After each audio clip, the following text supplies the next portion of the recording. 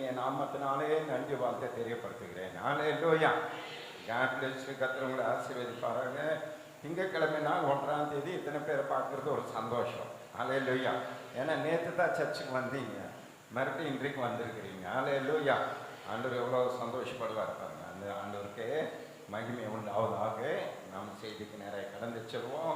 இன்றைக்கு கர்த்தர் நமக்கு தந்த வாக்கு தத்தம் சங்கீதம் 50:15. சங்கீதம் 50:15 நம்ம வாசிப்போம். ஆபத்து காலத்தில் என்னை நோக்கி கூப்பிடு, ஆபத்து காலத்தில் என்னை நோக்கி கூப்பிடு, நான் உன்னை விடுவிப்பேன், நான் உன்னை விடுவிப்பேன், நீ என்னை நீ மகிமைப்படுத்துவாய். என்னை மகிமைப்படுத்துவான். கர்த்தர் இந்த மாதம் நமக்கு சொல்லுதுன்னா, நான் உன்னை விடுவிப்பேன், விடுவிப்பேன். மிக முக்கியமான ஒரு வாக்கு தத்துவம். அல்லேலூயா. ஏன் சொன்னா, அடிக்கடி சத்துருவானவன் கட்டி போட்டுறான். நம்மளை பல விஷயத்தில் கட்டி போட்டுருவோம். அநேக காரியங்களை, சில பேரை கடன் பிரச்சனையில் கட்டிடுவோம், சில பேரை வியாதியில் கட்டி போட்டுருவான், சில பேரை பாவத்தில் கட்டி வைத்திருவான். ஏன்னா அவன் யாரை விளக்கலாம் என்று வகை தேடி சுற்றி திரிந்து கொண்டே இருக்கிற மனுஷன். ஏன்னா நம்ம அவனை விட்டு வந்திருக்கிறோம், அவனை கிரிகளெல்லாம் விட்டு வந்திருக்கிறோம். ஒரு காலத்தில் அவனோடு இருந்தோம், அவனை பின்பற்றினோம், அவனுடைய ஜனங்களை நம்ம வாழ்ந்து கொண்டிருந்தோம். இன்றைக்கு அவனை விட்டு நம்ம இயேசுவை ஏற்றுக்கொண்டு வந்ததுனால அவன் நம்ம விட்டு போக மாட்டேங்கிறான். நம்ம விட அவனுக்கு மனசு கிடையாது, நம்ம பரலோகம் போக அவனுக்கு பிரியம் கிடையாது.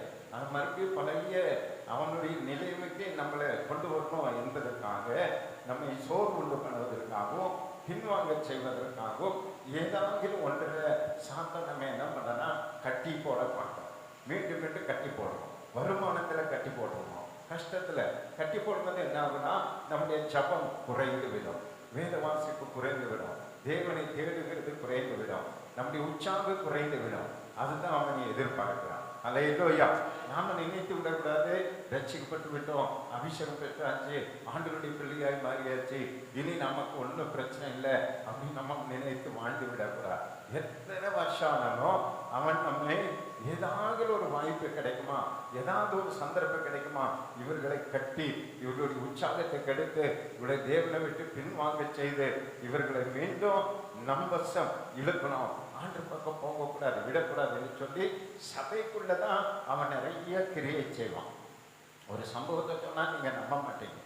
ஒரு 15 வருஷமா நம்முடைய சபைக்கு வந்து கொண்டிருந்த ஒரு சகோதரர், அவர் இந்துலேருந்து ரட்சிக்கப்பட்டு வந்த ஒரு சகோதரர். அவருக்கு திடீர்னு ஒரு கால் வராமல் போயிடுச்சு. திடீர்னு சின்ன வயசு, ஒரு 30 வயசு 35 வயசுக்கு ஒரு கால் வரல. எங்கெங்கேயோ போய் நீவி பார்த்தாங்க, ட்ரீட்மெண்ட் இருக்காங்க, சரியாகவே இல்லை. நான் அவங்க வீட்டுக்கு போய் ஜெபிக்க போயிருந்தேன். போகும்போது என்னை பூசி நீவி கொண்டிருக்கிறாங்க, ஒரு அசைவு இல்லை. பிறகு சரி ஜெபிக்கலாம் என்று சொல்லி அவர் உட்கார வைத்து ஜெபித்தா பிசாசு பேசுது. வாலிப தம்பி, நல்ல விசுவாசி, பிசாசு உள்ள இருந்து பேசுது. என்ன பேசுதுன்னா, இவன் வருஷமா பழனி கோயிலுக்கு காமெடி தூக்கிட்டு வருவான். இப்போ 15 வருஷமா இவனை காணோம் கரெக்டாக சொல்லுது, கரெக்டாக வருஷத்தை சொல்லுது. 15 வருஷமா இவனை காணோம். அங்கே எத்தனை லட்சம் ஜனங்க போறாங்க யோசனை பண்ணுங்க.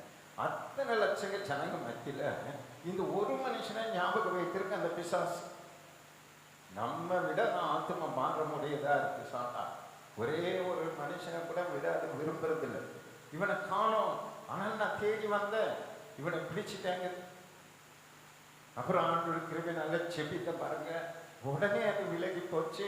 அந்த நொடி பொழுது ஃப்ரெஷ் ஆகிட்டாரு, நல்லா நடந்தாரு, வேலைக்கு போயிட்டார். ஒரு அலையிலே சொல்லுங்க. அப்போ நாம் என்ன நினைக்கிறோம், வியாதின்னு நினைக்கிறோம். சாத்தான் கட்டுகிறான், சாத்தான் கட்டி வைக்கிறான், பல விதத்தில் பல காரியங்களில் நம்மை கட்டி போடுகிறான். அந்த நேரத்தில் நமக்கு என்ன ஆகும்னா, சாத்தான் ஆண்டருக்கு மேலே சோறு உண்டாக்குவான், ஆண்டருக்கு மேலே நம்ம கோபத்தை உண்டு பண்ணுவான். இவ்வளோ பண்ணி என்ன பிரயோஜனம், இவ்வளோ ஜெபம் பண்ணி என்ன பிரயோஜனம், இவ்வளோ கொடுத்து என்ன பிரயோஜனம், மறுபடியும் நமக்கு போராட்டம். அதுதான் அவனுடைய திட்டமாக இருக்குது, அதுதான் அவனுடைய நோக்கமாக இருக்குது. ஆனால் ஆண்டவருடைய நோக்கம் என்ன தெரியுமா, சபைக்குள்ள ஒருவராகிலும் கட்டப்பட்டவர்களாய் இருப்பது கர்த்தருக்கு பிரியமே இல்லை. கரங்களை தட்டி ஆண்டவர் சந்தோஷப்படுத்துங்க. ஆண்டவர் சபைக்குள்ள வந்து பார்ப்பாரு, அது யார் யாரெல்லாம் எதுலெல்லாம் கட்டப்பட்டிருக்காங்களோ அவங்களெல்லாம் கட்டவிழித்து விடுவதில் தான் கர்த்தர் பிரியமாய் இருக்கிறார். கரங்களை தட்டி ஆண்டவர் சந்தோஷப்படுத்துங்க. பாருங்க, ஒரு நாள் ஒரு சர்ச்சுக்கு ஆண்டவர் வருகிறார். அந்த சர்ச்சில் வரும்போது என்ன நடக்குது பாருங்க. லூக்கா எழுதின சுவிசேஷம் 13ஆம் அதிகாரம் 10லிருந்து 13 வரைக்கும் வேகமா வாசிங்க. ஒரு ஓய்வு நாளில் அவர் ஜெப ஆலயத்தில் போதகம் பண்ணி கொண்டிருந்தார். அப்பொழுது 18 வருஷமாய் பலவீனப்படுத்தும் ஆவியை கொண்ட ஒரு ஸ்திரீ அங்கே இருந்தாள். அந்த பிசாசு எத்தனை வருஷமா சர்ச்சுக்குள்ள இருக்கு? 18. எங்க இருக்கு? சர்ச்சுக்குள்ள இருக்கு. நாம என்ன நினைக்கிறோம், விக்கிரக கோயில்ல இருக்குதுன்னு நினைச்சிருக்கிறோம். 18 வருஷமா சர்ச்சுக்குள்ள இருக்கு. சர்ச்சில் ஒரு அம்மாக்குள்ள இருக்குது பாருங்க. பிசாஸ் வருது, ஆராதிக்குது, பாடுது, துதிக்குது, எல்லாம் செய்து, ஆனா உள்ளேயே இருக்கு. அந்த சர்ச்சுக்கு யார் வந்திருக்கிறது? இப்போ இயேசு வந்திருக்கிறார். இயேசு வந்திருக்கிறா, அந்த அம்மாவும் அங்க வந்திருக்கு. இப்ப இயேசு என்ன பண்ணாரு பாருங்க. அவள் எவ்வளவும் நிமிரக்கூடாத கூனியாய் இருந்தாள். இந்த பிசாசு அவளுக்கு என்ன பிரச்சனை கொடுத்திருக்குன்னா, நிமிரக்கூடாத ஒரு கூனியாய் இருக்கும்படியான ஒரு வியாதி. நிமிர முடிய மாட்டேங்குது, நிமிர விட மாட்டேங்குது பாருங்க.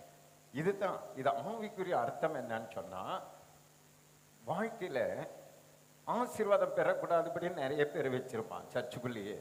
நிமிரவே விட மாட்டான், அவங்கள நிமிர விடவே மாட்டான். அதுதான் ஆவிக்குரிய அர்த்தம். ஆனா இங்க மாம்ச பிரகாரமா அந்த அம்மா எப்படி இருக்கு? குனியாவே தரையை பார்த்துட்டே இருக்கு. இன்றைக்கு அநேக விசுவாசிகளுடைய வாழ்க்கையில நிமிரவே விட மாட்டேங்கிறான். அவங்க மேல பார்க்கவே விட மாட்டேங்கிறான், உயர்ந்து வர விட மாட்டேங்கிறான். ஒரு ஸ்டெப் மேல வந்தா அடுத்த ஸ்டெப் கீழே தள்ளுறான். கொஞ்சம் பணம் வந்தா நிறைய நஷ்டத்தை உண்டு பண்றான். கூணாவே வச்சிருக்கிறான். நிறைய பேரை அப்படியே மடங்கியே வச்சிருக்கிறான். அவங்க நேரடியே விட மாட்டேங்கிறான். இப்ப ஆண்டவர் கரெக்டா அந்த அம்மாவை பார்க்கிறாரு. அந்த கூணாவே அந்த வைத்திருக்கிற அந்த பிசாசை பிடிச்ச அந்த அம்மாவை பத்தி என்ன சொல்ல இருப்பாருங்க. அவள் மேல் தனது கைகளை வைத்தார். உடனே அவள் நிமிர்ந்து தேவனை இயேசு அவளை கண்டு தம்மிடத்தில் அழைத்து, ஸ்திரீயே, உன் பலவீனத்தினின்று விடுதலையாக்கப்பட்டாய் என்று சொல்லி அவள் மேல் தமது கைகளை வைத்தார். உடனே அவள் நிமிர்ந்து தேவனை மகிமைப்படுத்தினார். அதுக்கு முன்னாடி நீங்க சங்கீதத்துல வாசிங்கன்னா, நீங்க என்ன சொன்னாரு? நான் உங்களை விடிப்பேன், நீங்கள் என்ன பண்ணுவீங்க? மகிமைப்படுத்தணும்னாரு. அந்த அதத்தை இந்த அம்மா செய்து பாருங்க. இப்போ அந்த பிசாசத்தை விலகிச்சு. பிசாசு விலகினோடனே இந்த அம்மா என்ன ஆயிட்டாங்க? ஸ்ட்ரெயிட் ஆயிட்டாங்க பாருங்க. அந்த அம்மாவுக்கு வியாதி ஒன்றும் கிடையாது. 18 வருஷமா உள்ள என்ன உட்கார்ந்துருக்கு? பிசாசு உட்கார்ந்து பலவீனமா அப்படியே கூணாவே வைத்திருக்கு. இன்றைக்கு நம்முடைய வாழ்க்கையில் இந்த மாதத்துல எதுலெல்லாம் பிசாசு நம்மளை கூணா வைத்திருக்கிறானோ, வளராதபடி, செழிக்காதபடி, சந்தோஷமா இராதபடி, ஆசீர்வாதமா இல்லாதபடி நம்மை கூணா வைத்திருக்கிறானோ, அதையெல்லாம் உடைக்க நம்முடைய தேவன் வல்லமுள்ளவராய் இருக்கிறார். அல்லேலூயா. திரும்ப திரும்ப திரும்ப நம்ம கஷ்டத்தை கொடுக்குறா பாருங்க. திரும்ப திரும்ப நம்ம எழும்பவே விட மாட்டேங்கிறான். அடுத்த நிலைக்கு போக விட மாட்டேங்கிறான். அடுத்ததை செய்ய விட மாட்டேங்கிறான். ஏதோ ஒரு வாழ்க்கையில நம்ம கட்டி வைத்திருக்கிறான். அதெல்லாம் முறிப்பதற்கு தான் ஆண்டவர் சொல்லாரு. அந்த ஆலயத்துக்குள்ள வந்த ஆண்டவர் அந்த அம்மாவை கரெக்டா கண்டுபிடிச்சு அந்த பிசாசை துரத்தினாரு. அந்த அம்மா அழகா நேரம் ஆயிட்டாங்க. அது போல நம்முடைய வாழ்க்கையில இந்த மாதத்துல எல்லா குணையும் மாற்ற நம்முடைய தேவன் வல்லமுள்ளவராக இருக்கிறார். அல்லேலூயா. எத்தனை நிந்தைகள், எத்தனை அவமானங்கள், எத்தனை பிரச்சனைகள், எத்தனை குறைகள் நம்மளை தலையை நிமிர விட மாட்டேங்குது. தலை நிமிர நம்மளை விட மாட்டேங்குது. அதையெல்லாம் உடைத்து மீண்டும் நம்ம நிமிர செய்யத்தான் ஆண்டவர் இன்றைக்கு சொல்றாரு. நான் உங்களை என்ன பண்ணுவேன்? விடுவிப்பேன். நீங்கள் என்ன பண்ணுவீங்க? மகிமைப்படுத்துவீங்க. கரங்களை தட்டி ஆண்டவர் சந்தோஷப்படுத்துங்க மாட்டோம். ஹல்லேலூயா, ஹல்லேலூயா. அடுத்தது நம்முடைய வாழ்க்கையில ஒரு விடுதலையை பெற வேண்டும் என்று சொன்னா பாருங்க, அந்த அம்மா இயேசு கூப்பிட்ட உடனே இயேசுவண்டை வந்தாங்க. அதான் ரகசியம். முதல்ல இயேசு கூப்பிட்டா வந்துடணும். ஆண்டவர் சொல்லார், வருத்தப்பட்டு பாரம் சுமக்கல நீங்கள் எல்லாரும் என்னிடத்தில் வாருங்கள், நான் உங்களுக்கு இளைப்பாறுதல் தருவேன். கூப்பிட்டோன்னு அந்த அம்மா வந்துட்டாங்க. இயேசுவண்டை வந்தாங்க, விடுதலை பெற்றாங்க, மகிமைப்படுத்தினாங்க, போயிட்டாங்க. இரண்டாவது நாம் விடுவிக்கப்பட வேண்டும் என்று சொன்னால் லூக்கா 9ஆம் அதிகாரம் 38லிருந்து 43 வரைக்கும் வேகமா வாசிங்க. அவர்களில் ஒருவன் சத்தமிட்டு, போதகரே, என் மகனை கடாட்சித்தருள வேண்டும் என்று உம்மை வேண்டிக் கொள்கிறேன். அவன் எனக்கு ஒரே பிள்ளையாய் இருக்கிறான். ஒரு ஆவி அவனை பிடிக்கிறது, அப்பொழுது அலறுகிறான். அது அவனை நுரைத்தள்ள அலைக்கழித்து அவனை கசக்கின பின்பும் அவனை விட்டு நீங்குவது அரிதாய் இருக்கிறது. அந்த பிசாசு அந்த பையனை அவங்க மகனை பிடிச்சிட்டு விடவே மாட்டேங்குது.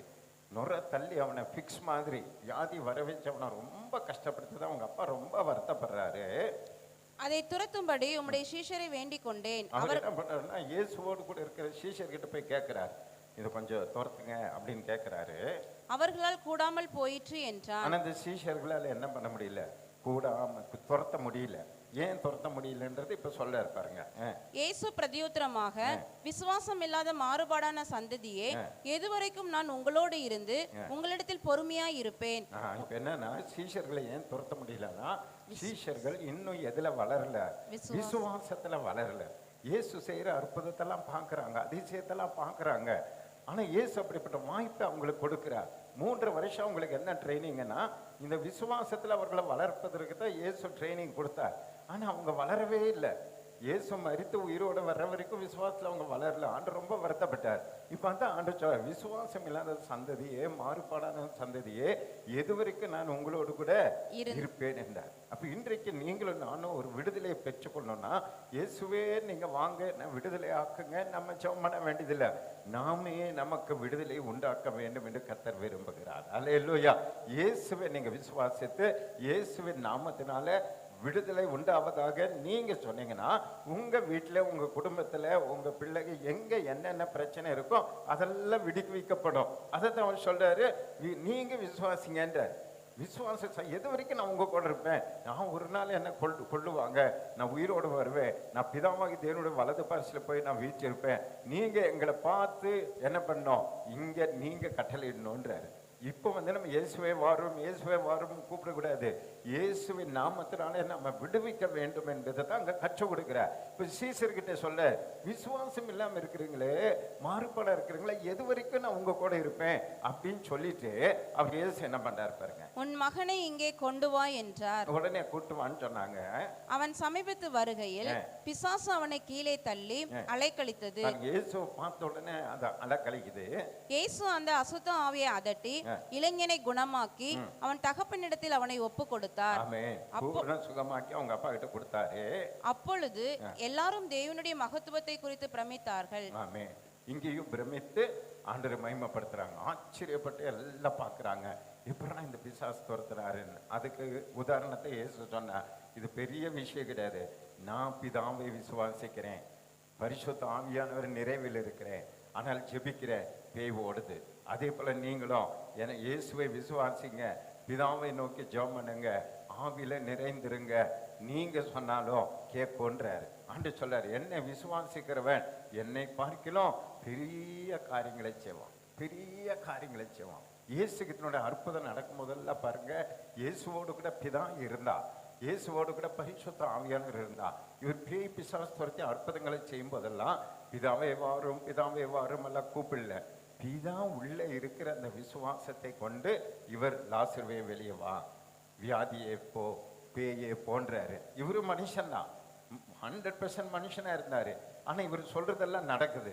ஏன் நடக்குதுன்னா, இவர் விசுவாசித்தா எனக்குள் பிதா இருக்கிறா, எனக்குள் பரிசுத்த ஆவியானவர் இருக்கிறா, நான் சொன்னா நடக்கும் அப்படின்னு இயேசு விசுவாசித்ததுனாலதான் அவர் மகத்துவமான அற்புதங்களை செய்தார்.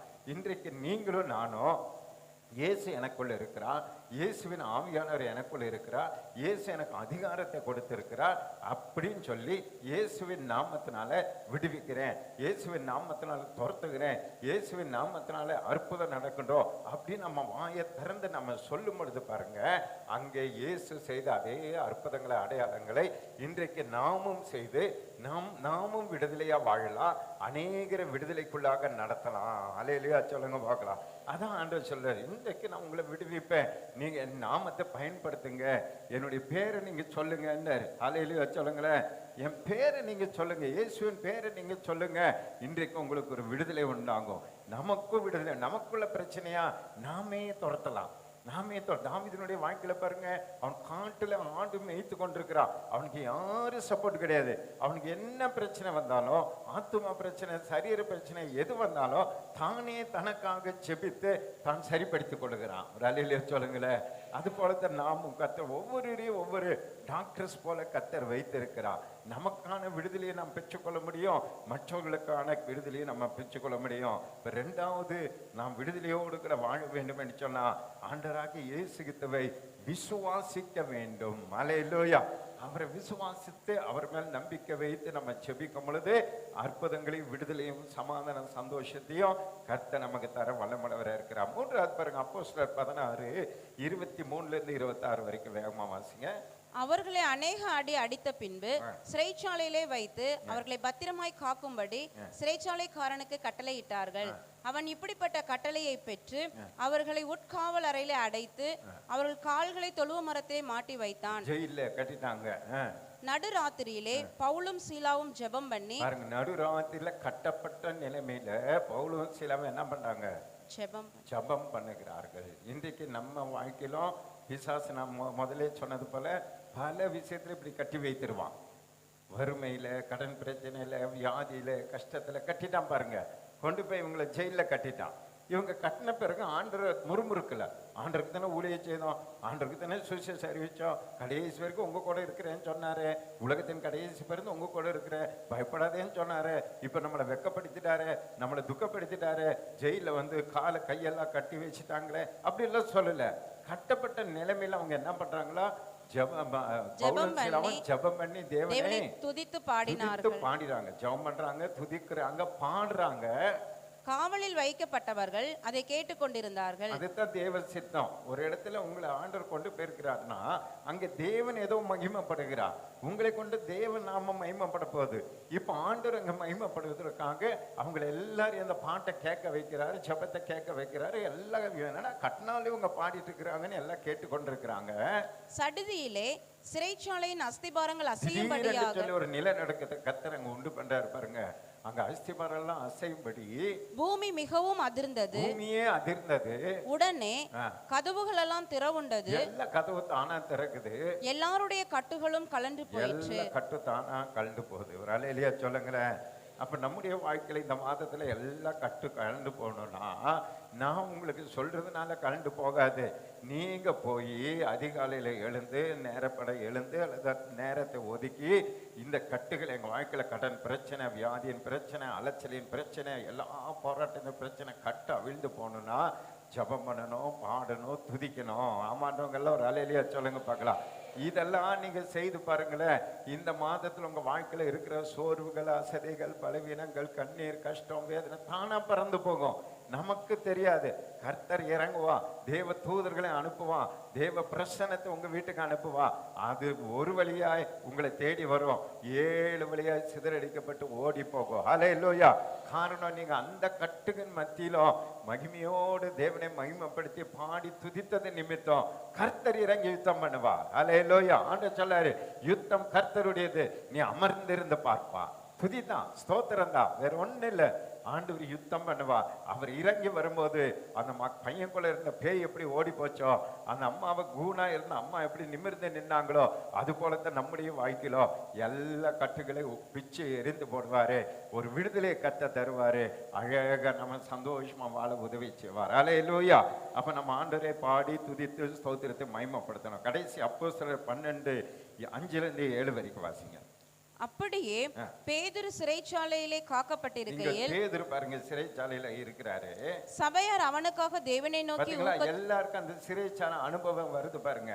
அது போலத்தான் நம்முடைய வாழ்க்கையில அநேக நேரத்துல சாத்தான அந்த காரியங்களை நம்ம வாழ்க்கையில பல விதத்துல பல காரியங்களை சிறைப்படுத்தி வைத்து விடுகிறான். இந்த மாதத்துல கர்த்தர் அதை உடைப்பாரா? இங்க இந்த இவருடைய சிறையிருப்பு எப்படி உடைஞ்சது பாருங்க. சபையார் அவனுக்காக தேவனை நோக்கி ஊக்கத்தோட ஜெபம் பண்ணினார்கள். இன்னொருவருக்காக ஜெபிக்கிற அனுபவம். இப்ப அவர் ஜெபிக்கல, அவர் என்ன பண்றாருன்னா ஜாலியா தூங்குறாரு. எங்க? ஜெயில போயிட்டு தூங்கிட்டு இருக்கிறாரு. அவர் ஒரு மனுஷன் பாருங்க. பேதுரு அவர் ஜாலியா நடக்கிறதும் வருது எல்லாம் கர்த்தர் பார்த்து கொள்வான் அப்படின்னு அவர் தூங்கிட்டாரு. ஆனா யார் தூங்கல? சபையார் தூங்கல. சபையாருக்கு பாஸ்ட் வரணும், பாஸ்ட் வெளியே வரணும்னு சொல்லி சபையார் ஜெபிக்க ஆரம்பித்தாங்க. என்னாச்சு பாருங்க. ஏரோது அவனை வெளியே கொண்டு வரும்படி குறித்திருந்த நாளுக்கு முந்தின நாள் ராத்திரியிலே பேதுரு 2 சங்கிலிகளாலே கட்டப்பட்டு 2 சேவகர் நடுவே நித்திரை பண்ணி கொண்டிருந்தான். பாருங்க, அவங்க துதித்து பாடி மகிமைப்படுத்தி கொண்டிருந்தாங்க. ஆனா இவரோ என்ன பண்ணி கொண்டிருக்காரு? தூங்கி கொண்டிருக்கிறார். நல்ல வேலை யார் ஜெபம் பண்ணாங்க? சபையார் ஜெபம் பண்ணாங்க. இப்ப சபையாரும் ஜெபம் பண்ணாம இருந்திருந்தா அவர் நிரந்தரமா தூங்க வேண்டியதுதான். ஏதோ ஒருத்தர் ஜெபம் தான் நம்ம விடுவிக்கும். யார் ஜெபிக்கிறோம்? நாம ஜெபிக்கிறோமோ நமக்காக இவன் மற்றவங்க ஜெபிக்கிறாங்களோ? ஜெபம், துதி, ஸ்தோத்திரம் தான் விடுதலையை கொண்டு வரும் என்பதை நம்ம புரிந்து கொள்ளணும். இப்ப இவர் தூங்கி கொண்டிருக்கிறார், சபையார் ஜெபிக்கிறாங்க. என்ன நடந்தது? காவல்காரரும் கதவுக்கு முன்னிருந்து சிறைச்சாலையை காத்து கொண்டிருந்தார்கள். அப்பொழுது கர்த்தருடைய தூதன் அங்கே வந்து நின்றான். தூதனே அங்க போயிட்டாரு. அறையிலே வெளிச்சம் பிரகாசித்தது. அவன் பேதுருவை விழாவிலே தட்டி, பாருங்க எந்த அளவுக்கு தூங்குறா பாருங்க. வெளிச்சத்தை பார்த்து ஏந்திரிக்க மாட்டேங்கிறான். நம்ம லைட்டு போட்டாலே ஏந்திரிச்சிடறோம். இவர் வெளிச்சமா ஆண்டவருடைய வெளிச்சத்தை கண்டு கூட அந்த அளவுக்கு கொரட்டோடு தூங்கிட்டு இருக்கிறான். விழாவில் குத்தி என்ன பண்ண வேண்டியதா இருக்குது, மனுஷனை எழுப்ப வேண்டியதா இருக்கு. அப்படிப்பட்ட தூக்கத்துல இருக்கிற மனுஷனை எழுப்புவது எதுன்னு சொன்னா விசுவாசிகளுடைய ஜெபம். ஒரு அலையிலேயே சொல்லுங்களேன். நீங்க பாரமா ஜெபித்தீங்கன்னா எப்படிப்பட்ட கட்டப்பட்ட நிலைமையில இருக்கிற எந்த மனுஷனோ எந்த ஊழியக்காரனோ யாரா இருந்தாலும் அவர்களை தேவ தூதுகள் போய் தட்டி எழுப்பி அவளை மீண்டும் கொண்டு வர வல்லமுள்ளவராய் இருக்கிறார். அல்லேலூயா. அதான் சொல்றேன், நான் இந்த முறை நான் என்ன பண்ணுவேன், இந்த மாதத்துல உங்களை நான் விடுவிப்பேன். அப்ப இப்படிப்பட்ட விடுதலையெல்லாம் நாம் பெற்றுக்கொள்வதற்கு ஆண்டவருடைய சமூகத்தில் அந்த கூனி போல நம்ம வரணும். அந்த தகப்பனை போல விசுவாசத்தோடு அங்கே வந்து விசுவாசத்தில் ஜெபிக்கணும். பவுலும் சீலாவை போல துதித்து ஸ்தோத்திரத்தை மகிமைப்படுத்தணும். கடைசியா சபையார் மற்றவர்களுக்காக கட்டப்பட்டவர்களுக்காக நம்ம ஜெபிக்கணும். அவங்க கட்டப்பட்டாங்க, அவங்க அப்படி இருக்காங்க, அவங்க பாவத்தில் இருக்காங்க, அவங்க சாபத்தில் இருக்காங்க, அவங்க கடன் பிரச்சனை இருக்காங்கன்னு அவங்களை குறித்து நம்ம அவமானப்படுத்தி நிந்தை பேசி கொண்டிருக்க வேண்டாம். அவர்களை கட்டவிழ்க்கிற பொறுப்பு என்னிடத்துல இருக்கு அப்படின்னு சொல்லி ஒருவருக்காக ஒருவர் ஜெபம் பண்ணுங்க. நான் ஆண்டு சொல்லியிருக்கேன். ஒருத்தர் நம்ம கிட்ட கஷ்டத்தை சொல்றாங்க, கவலையை சொல்றாங்க, கண்ணீரை சொல்றாங்கன்னா அவங்களை பத்தி சந்தோஷப்படக்கூடாது. நம்ம அப்படி இல்லை, அவர்களுக்காக ஜெபிக்கணும்.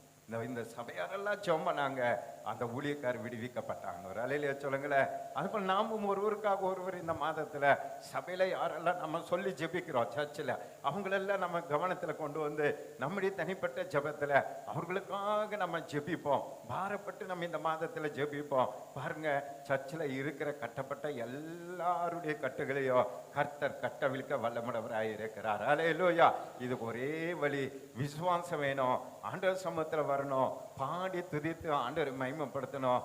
சபையார் ஒருவருக்காக ஒருவர் ஜெபித்தா இந்த மாதத்துல ஆண்டவர் சொல்லாரு, நான் உங்களை என்ன பண்ணுவேன், விடுவிப்பேன். நீங்க என்ன பண்ணுவீங்க, மகிமைப்படுத்துவீங்க. அப்பதான் வார வாரம் வந்து சாட்சி சொல்லுவாங்க.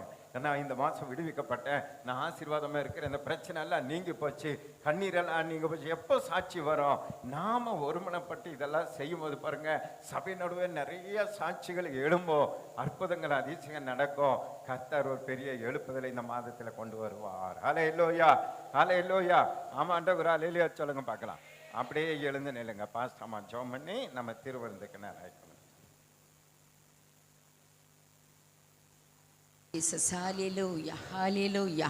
ஒரு மனதோடு இந்த செய்திக்கு நேராய் நம்ம அர்ப்பணிக்கலாமா? நான் உன்னை விடுவிப்பேன், ஆபத்தில் என்னை நோக்கி கூப்பிடு, நான் உன்னை விடுவிப்பேன், நீ என்னை மகிமைப்படுத்துவாய்.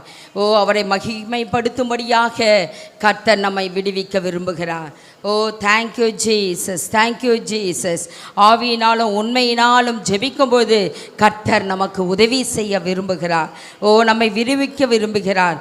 எத்தனை கட்டுகளை நம்ம சூழ்ந்திருக்கிறோம், கடன் பாரத்தில் கட்டப்பட்டு இருக்கிறோம், அசுத்தாவின் கட்டுகளினாலே அகப்பட்டு இருக்கிறவர்களை, பிசாசின் கட்டுகளினாலே சிக்குண்டவர்களை, பாவ இச்சைகளினாலே அடிமைத்தனத்துக்கு நேராய் கட்டப்பட்டவர்களை, வியாதி என்கிற கட்டுகளினாலே கட்டப்பட்டவர்களை, ஓ துன்மார்க்கமான ஆலோசனை தருகிற அந்த நபர்கள் எடுத்து நம்மை தப்பிக்கும்படியாக தேவன் இந்த காலை வேளையிலே நம்மை கட்டவிழ்க்க விரும்புகிறார், நம்மை விடுவிக்க விரும்புகிறார். அவன் என்னிடம் நோக்கி கூப்பிட்டான், நான் அவனுக்கு மறு உத்தரவு அருளி செய்து ஆபத்தில் நானே அவனோடு இருந்து அவனை தப்புவித்து அவனை கனப்படுத்துவேன் என்று சொல்லப்படுகிறது. ஓ, நம்மை தப்புவிக்கிற ஆண்டவர், ஓ எல்லா இக்கட்டுகளுக்கும் நம்மை விடுவிக்கிற ஆண்டவர். ஓ, சங்கீதம் 91 வாசிக்கிறோம், அவன் என்னிடத்தில் வாஞ்சியாய் இருக்கிறபடியால் அவனை விடுவிப்பேன், என் நாமத்தை அவன் அறிந்திருக்கிறபடியால் அவனை உயர்ந்த அடைக்கலத்தில் வைப்பேன். அவர் மீது வாஞ்ச வேணும். இயேசுவின் நாமத்தினாலே விடுதலை உண்டு. இயேசுவின் நாமத்தின் மேல் ஒரு வாஞ்ச இருக்கணும், அவர் பேரில் விசுவாசம் இருக்கணும், அவரை துதிக்கணும், ஆராதிக்கணும், மகிமைப்படுத்தணும். ஓ, சபையார் எல்லாம் நம்ம ஜெபிக்கணும். விடுவிக்கும்படியாக அநேகர் கட்டப்பட்டு இருக்காங்க. நாம் கட்டப்பட்டிருப்பது மாத்திரம் அல்ல, அநேகர் இப்படிப்பட்டதான சூழ்நிலை கட்டப்பட்டவர்களுக்காய் நான் ஜெபிக்கணும். நம்முடைய தேவன் ஜெபத்தை கேட்கிறவர். ஓ, இந்த ஸ்தலத்தில் ஏறெடுக்கிற எல்லா விண்ணப்பங்களுக்கும் அதில் பதில் தருகிறவர். அவருடைய கண்கள் திறந்தவைகளும் செவிகள் கவனிக்கிறவர்களுமாய் இருக்கிறது. ஓ, ஹல்லேலூயா, ஹல்லேலூயா. ஒருவேளை பாவ இச்சையினாலே கட்டப்பட்டிருக்கியா, தேவன் இந்த கால வேளையில் உன்னை விடுவிக்க வல்லமையுள்ளவராய் இருக்கிறார். ஓ ஜீசஸ், கடன் பாரத்தில் கட்டுப்பட்டிருக்கீங்களா? ஆண்டவர்கிட்ட சொல்லுங்க, அப்பா இனி நான் கடன் வாங்க மாட்டேன், இது போதும்ப்பா, இதை எனக்கு அடைத்து தீர்க்க எனக்கு உதவி செய்யுங்கப்பா. ஓ இதை எனக்கு அடைத்து தீர்க்க உதவி செய்யுங்க. நான் இதை ஆண்டவரை பொறுத்தனையோடு ஜெபிக்கிறேன். இந்த பாரம் எனக்கு தாக்குகிறது, இந்த பாரத்தில் எனக்கு ஒரு விடுதலை தாங்கன்னு சொல்லுங்க. கர்த்தர் இந்த காலை வேளையிலே அங்கலாய்ப்பை, உங்களுடைய கூக்குரலை, உங்களுடைய ஏக்கங்களை எல்லாம் நினைத்து உம்மை விடுவிக்க அவர் வாஞ்ச உள்ளவராயிருக்கிறார். Thank you Jesus, thank you Jesus, thank you Jesus. இக்கட்டுகளிலிருந்து விடுவிக்கிற ஆண்டவர். யாரும் அந்த நேரத்தில் நமக்கு உதவி செய்ய முடியாம இருக்கும். உதவி செய்ய வேண்டும் என்று நினைத்தாலும் அவர்களுக்கும் அது கூடாதது. ஏனென்றால் கர்த்தரை நோக்கி நாம் பார்க்க வேண்டும், தேவாதி தேவனை பார்க்க வேண்டும் என்பதே அவருடைய விருப்பம். ஒத்தாசை வரும் பர்வதங்களுக்கு நேராக என் கண்களை ஏறிடுங்கள், வானத்தையும் பூமியை உண்டாக்கின கர்த்தரிலிருந்து எனக்கு ஒத்தாசை வரும் என்று சொன்னது தாவீது சொன்னது போல, அந்த ஒத்தாசை நமக்கு பரத்திலிருந்து தான் கிடைக்கும், மனுஷர்களிருந்து சில நேரங்களில் கிடைக்காது. ஏனென்றால் நாம் தேவனை மகிமைப்படுத்த வேண்டும். நம்மை விடுவிக்கப்பட்டு தேவாதி தேவனை, நம்மை உண்டாக்கினவரை, நம்மை படைத்தவரை, நம்ம சிருஷ்டிகரை நாம் மகிமைப்படுத்தும்படியாக இப்படிப்பட்ட சூழ்நிலையில் எல்லாம் வரும். ஆண்டவரை ஒரு மனதாய் தேடுங்க. இயேசுவின் நாமத்தினாலே விடுதலை பெற்றுக்கொள்வோம். துதித்து விடுதலை பெற்றுக்கொள்வோம். விசுவாசித்து விடுதலை பெற்றுக்கொள்வோம். ஜெபம் அநேகருடைய ஜெபத்தினாலே, சோத்திரத்தினாலே கிருபை பெறுகிறபடியால் அந்த கிருபையினாலே நாம் விடுதலை பெற்றுக்கொள்வோம். அப்பா உம்மை துதிக்கிறோம். இம்மட்டுமாய் உம்முடைய வார்த்தை எங்களுக்கு வெளிப்பட்டபடியால் நன்றி செலுத்துகிறோம் ஐயா. தொடர்ந்து எங்களை காத்துக்கொள்ளுங்க. இந்த மாதத்தில் ஆண்டவரே நாங்களும் எங்கள் சபையாரும் எதிலெல்லாம் கட்டுப்பட்டு இருக்கிறோமோ, எந்தெந்த சூழ்நிலை கட்டுப்பட்ட அடிமையாக இருக்குமோ, எங்களால் ஆண்டவரை வெளியே வரக்கூடாத சூழ்நிலை இருக்கிறோமோ, எங்களை விடுவிப்பீராக. எங்களை கட்டவிழ்ப்பீராக. எங்களை அதிலிருந்து விடுவித்து உம்முடைய நாமத்துக்கு மகிமை வர பண்ணுவீராக. ஆலோசனைகளுக்கு எங்களை விடுவிப்பீராக ராஜா. தொடர்ந்து எங்களை காத்துக்கொள்ளுங்க. எங்களுக்கு நல்ல ஆலோசனைகராய் ஆண்டவரே, எங்களுக்கு நல்ல தேற்றரவாளனாய் நீர் இருந்து எங்களை வழிநடத்துவீராக. பரிசுத்த ஆவியானவர் எங்கள் ஒவ்வொருவரையும் கர்த்தாவே அன்றாட ஆலோசனை தந்து வழி நடத்த வேண்டுமா ஜெபிக்கிறோம். அப்பா உம்மை ஸ்தோத்திரிக்கிறோம். எங்களுடைய செவிகள் உம்முடைய ஆண்டவர சத்தத்துக்கு செவி கொடுக்கட்டும். உம்முடைய வார்த்தைக்கு நாங்கள் செவி கொடுத்து நடக்க கர்த்தர் உதவி செய்வீராக. தொடர்ந்து எங்களை தாழ்த்துடன் வெறுமையாக்குகிறோம். இந்த கர்த்தருடைய பந்திக்கு நேராய் கடந்து வருகிறோம் ஐயா. தகப்பனே, எங்களுக்காய் ஆண்டவரை கல்வாரி சிலுவையிலே உம்முடைய சரீரம் பிற்கப்பட்டது, உங்கள் ரத்தம் சிந்தப்பட்டது, அதை உம்முடைய மரணத்தை நினைவு கூறும்படி இதை நாங்கள் செய்கிறோம் ஐயா. தகப்பனே உம்மை ஸ்தோத்திரிக்கும். எங்களோட குற்றங்கள், குறைகள், பாவங்கள், மீறுதல்கள், அக்கிரமங்கள் எதுவாக இருந்தால் இந்த கால வேளையில் மன்னித்து எங்களை பரிசுத்தப்படுத்தி இந்த பந்திக்கு எங்களை ஆயத்தப்படுத்த வேண்டும் ஜெபிக்கிறோம் ஐயா. நித்திய ஜீவனை நாங்கள் சுதந்திரித்துக் கொள்ள கர்த்தர் உதவி செய்வீராக. தகப்பனே, அதை கொடுக்கிற பிள்ளைகளை கர்த்தர் ஆசீர்வதிப்பீராக. தொடர்ந்து ஆயத்தப்படுத்தி இந்த பந்தியில் பங்கு பெற்று உம்முடைய ஆண்டவரை எங்கள் ஜீவன் இருக்கும் வரை அல்லது நீர் வரும் வரை உம்மை மகிமைப்படுத்த உதவி செய்யும். எல்லா துதிகன மகிமை உமக்கே செலுத்துகிறோம். இயேசுவின் மூலம் ஜெபிக்கிறோம் நல்ல பிதாவே, ஆமென். கர்த்தரை ஸ்தோத்திரி, என் முழு உள்ளமே பரிசுத்த நாமத்தை ஸ்தோத்திரி. என் ஆத்துமாவே கர்த்தரை ஸ்தோத்திரி, கர்த்தர் செய்த சகல புகாங்களை மறவாதே.